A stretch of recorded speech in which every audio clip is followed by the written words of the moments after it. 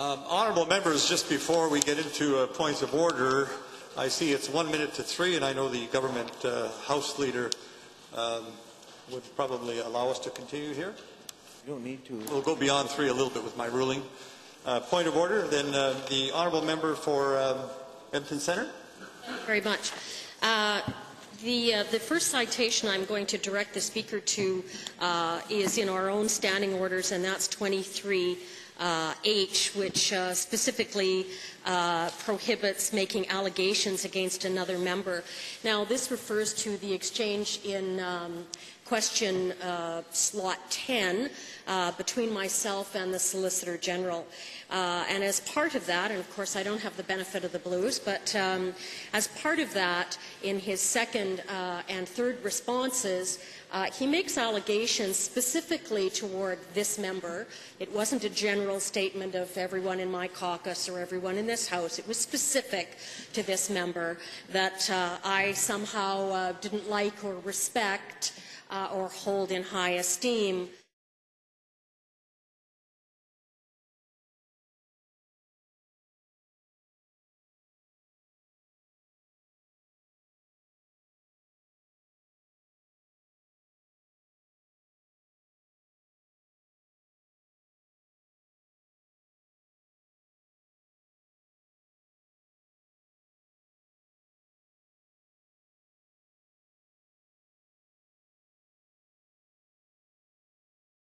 Hearing this exchange would believe. Now, Mr. Speaker, I didn't say that. In reviewing my notes for my question, there's no commentary on the behaviour of services. It's asking the government why they weren't giving them support by giving them training, asking them why they didn't have legislation around the disclosure of information that's kept, and the very fact that non-conviction information is kept. None of that is a commentary on the character or professionalism of people involved in those in that particular sector. Now, what we do have, and I'll direct the Speaker toward page 508 in the House of Commons procedure, the member didn't answer the question. And when you look at 508 in the House of Commons, it does say that there isn't explicit rules about the form or content of replies to oral question periods. But if I may quote, it is to deal with the subject matter raised and to be phrased in language that does not provoke disorder in the House. And Speaker Jerome has summarized that several types of responses may be appropriate.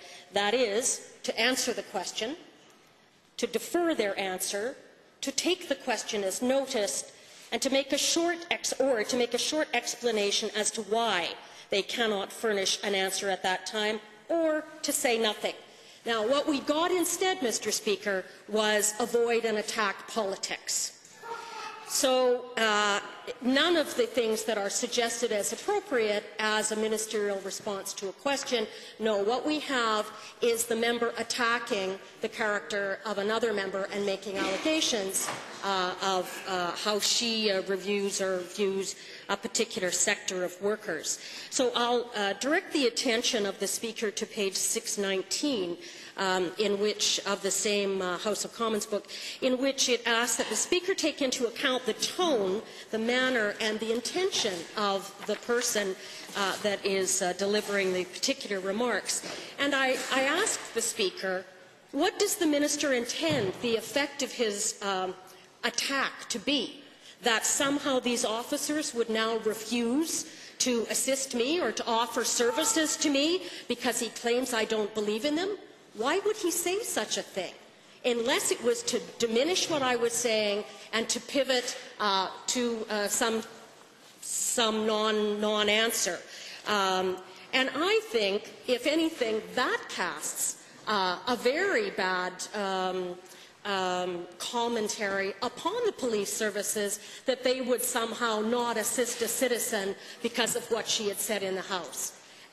That may be what he tried to do. I don't believe that would happen. But so And I will also remark, Mr. Speaker, that this issue has been raised and argued and published by the Canadian Civil Liberties Association in depth. It has been published, and as the Solicitor General, I would have expected that he would be familiar with the content of this, as it does fall under his ministry.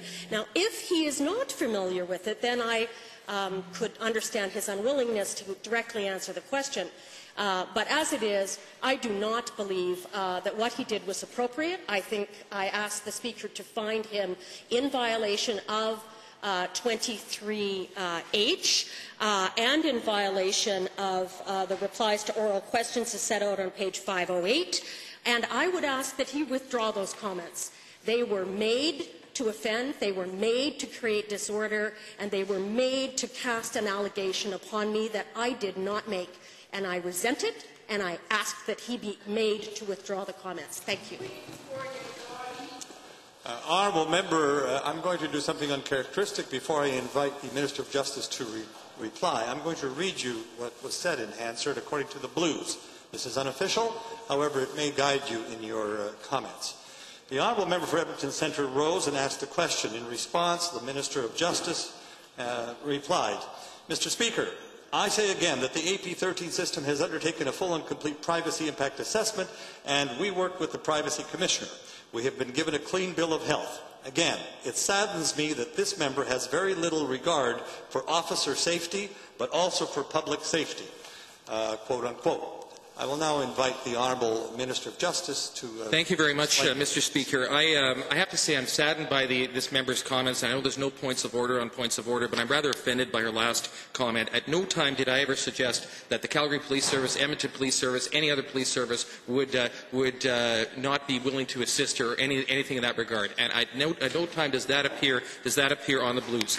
At no time, Mr. Speaker, did I make any allegation whatsoever. And I just think for the edification of this House, we should know what API 3 is. The main objectives of the API 3 system are to increase officer safety and to increase public safety. I'm referring from my own department's website, Mr. Speaker. So my comments was that in opposing this item, as it would be clearly as she clearly does indicate throughout this exchange, that she does not support this measure, which has regard to increased officer safety or increased measures for other people.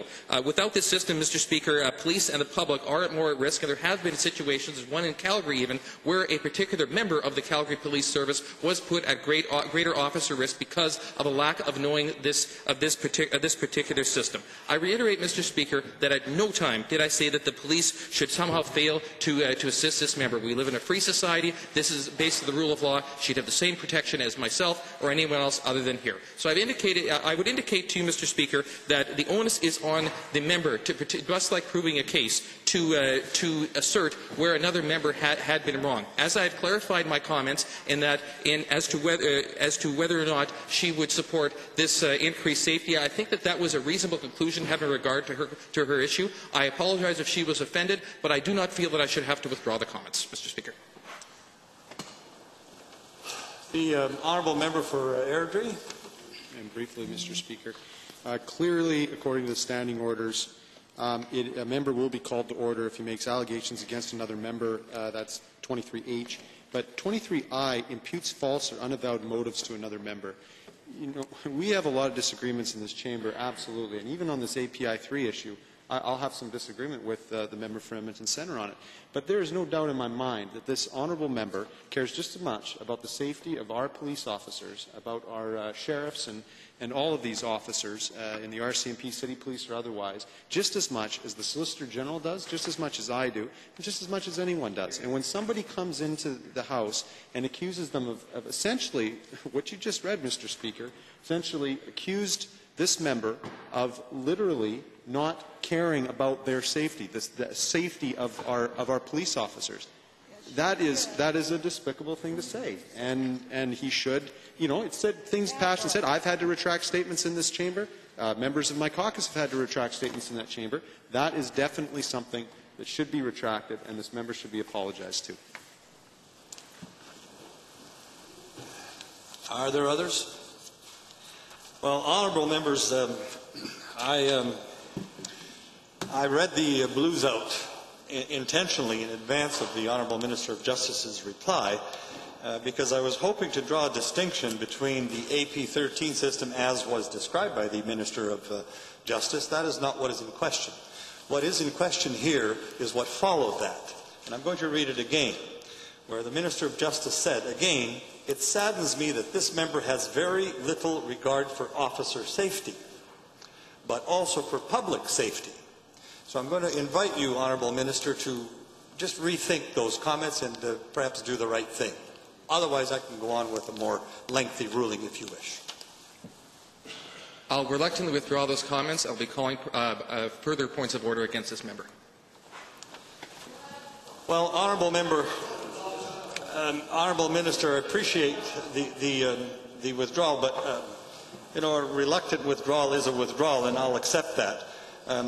But let's be very, very careful here, ladies and gentlemen, as we go forward in the discussions, whether they're in debate or whether they are questions during question period or whether they are private member statements or whether they are petitions or some other instrument or vehicle that we use in this House, to not impute motives to others, even in the heat of the moment. But if we do, then to stand up, realize what was said, realize what was recorded on Hansard, because the Speaker oftentimes does not hear the exchanges that go on because of clapping, pounding, heckling, and so on. But we've clarified here, I think the member for Edmonton Centre is right. She has clarified her position.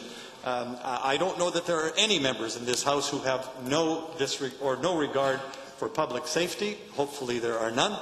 And Honourable Minister of Justice, we accept your apology. I don't know where else you might want to go with this, but we'll leave it on the record that you have withdrawn it, albeit with some reluctance. It may lead to further complications down the line. I hope not.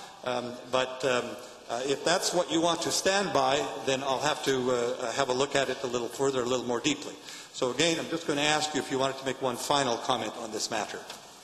I think I've made my comment, Mr. Speaker, that I will reluctantly withdraw it. It was not my intention, and I'm not going to belabor the point. Leave it at the end of the story. All right. Thank you. I'm happy with that, and I hope, Honourable Member, you're okay with that as well. You wish to make a concluding comment, I'll recognize you for it, and then we'll move on. Well, you asked me if I was satisfied with it, and, Mr. Speaker, I'm not. A reluctant withdrawal, I will respectfully disagree with you, is not a withdrawal of a comment.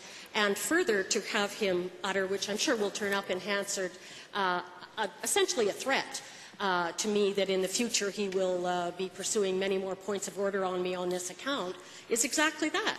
He meant to threaten me, and he did, and it's on Hansard.